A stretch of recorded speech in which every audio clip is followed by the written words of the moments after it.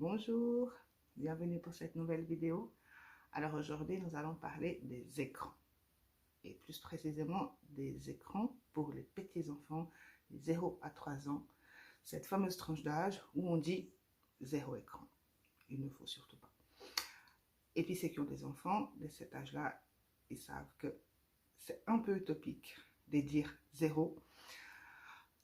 Et puis que finalement, il y a très peu de parents qui arrivent vraiment à le faire.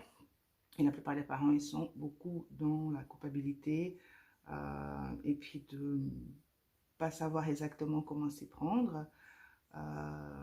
Moi, ce que je trouve qui est dangereux par rapport aux écrans à cette tranche d'âge, c'est que finalement, c'est très addictif. Et puis les enfants, ils en demandent, et puis quand on doit des stops, ils font des grosses crises, et puis c'est très compliqué.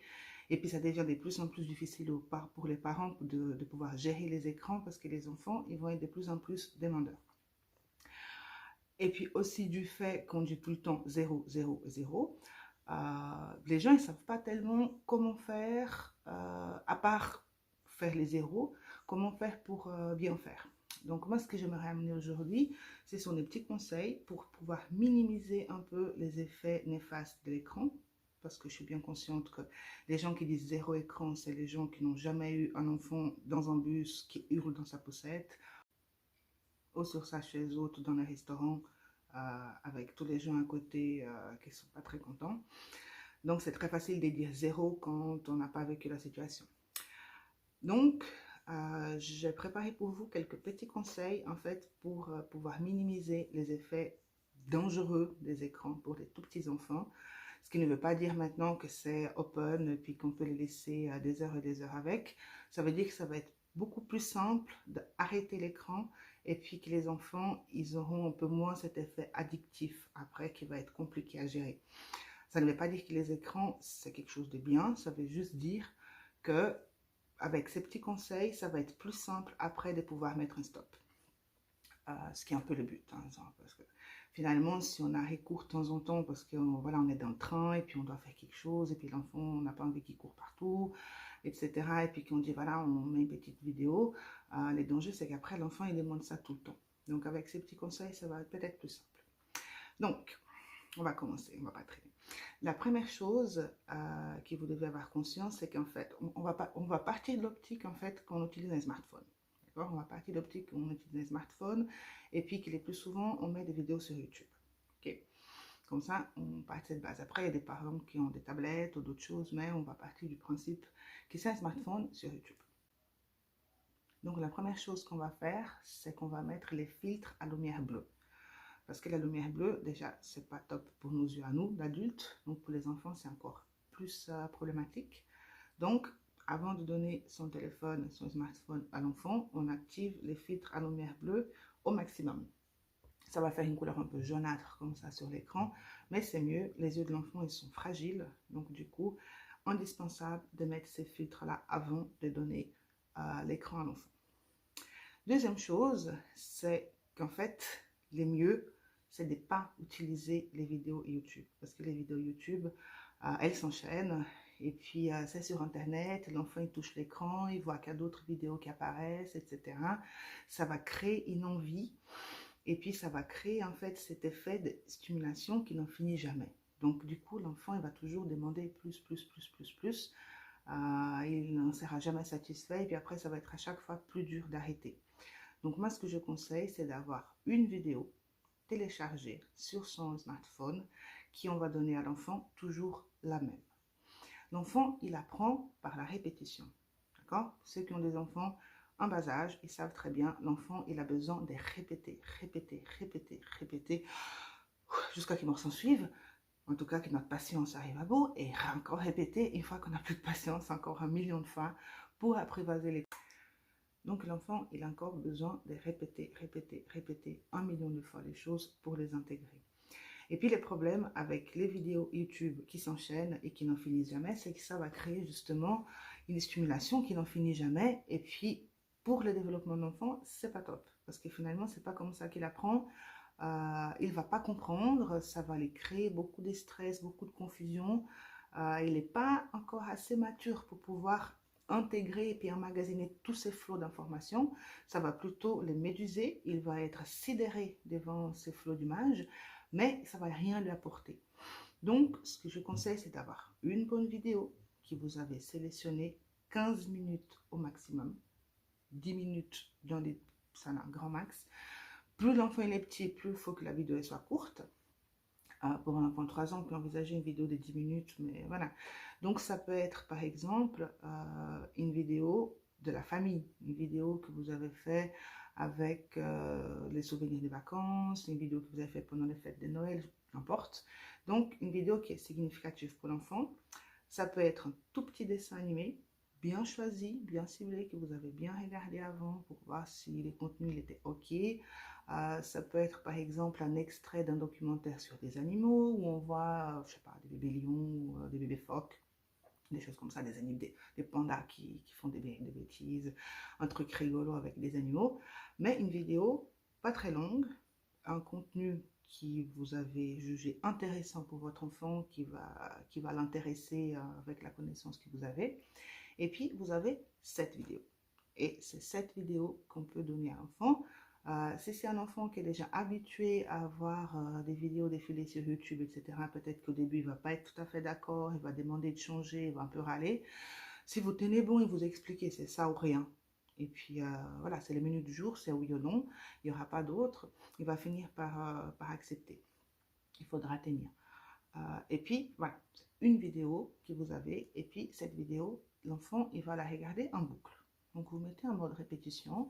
Et puis, le temps que vous avez besoin que l'enfant utilise l'écran parce que raison X, Y, c'est cette vidéo-là qui va tourner. Ce qui va faire que ça va réduire les stimulations. Donc, du coup, cette sidération, cet état un peu hypnotique où l'écran peut mettre l'enfant, il va déjà être réduit du fait qu'au fur et à mesure que l'enfant va regarder cette vidéo en boucle, il va la connaître par cœur. Le fait que l'enfant va connaître la vidéo par cœur va faire en fait que ça va lui créer plutôt que de l'excitation, ça va lui créer un apaisement parce qu'il pourra anticiper toutes les choses qui vont se passer dans la vidéo. Donc du coup, quelque part, ça va le rassurer. L'enfant, quand il est petit comme ça, il a besoin d'être rassuré par les choses connues et la répétition, c'est ça qui les rassure en fait. Donc du coup déjà, ça va faire que ça va être beaucoup plus simple aussi quand vous avez décidé que maintenant c'est fini, je reprends le téléphone et on arrête la vidéo. Parce que plutôt qu'être dans l'excitation de vouloir savoir ce qui va venir, parce que c'est une nouveauté, c'est une nouvelle vidéo qu'il ne connaît pas, il sait déjà ce qui va se passer, il connaît déjà la vidéo, donc du coup ça va être beaucoup plus simple. Aussi, il y a aussi le fait que vous êtes censé aussi connaître par cœur les contenus de cette vidéo. Donc, vous savez exactement quand elle va se terminer, surtout si c'est une vidéo qui a, par exemple, disons que c'est un dessin animé et puis que le dessin animé se finit par une petite chanson. Moi, je prends par exemple, oh bol, hein, je ne fais pas la pub, Toupie Binou, par exemple. C'est des petites vidéos toutes mignonnes pour enfants qui durent un quart d'heure comme ça. Et ça se finit toujours par la petite chanson Toupie, Toupie, Binou, Binou. Et puis là, vous savez, quand le dessin animé il arrive à la fin, il y a cette petite chanson qui arrive.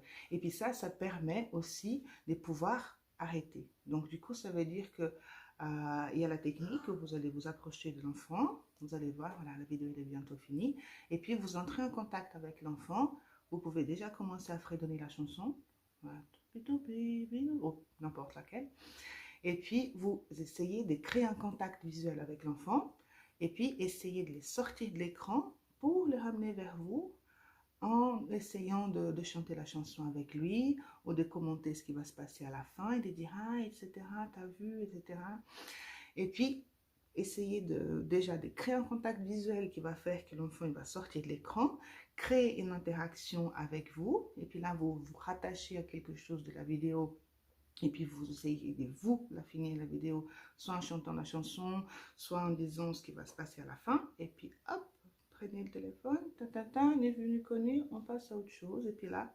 easy, voilà, l'enfant il a décroché, on a évité la catastrophe et tout va bien. Donc ça, c'est les deux avantages d'avoir une seule vidéo. Déjà, ça va pas créer l'excitation chez l'enfant et une envie de savoir ce qui va se passer et puis une envie de continuer constante qui s'arrête jamais.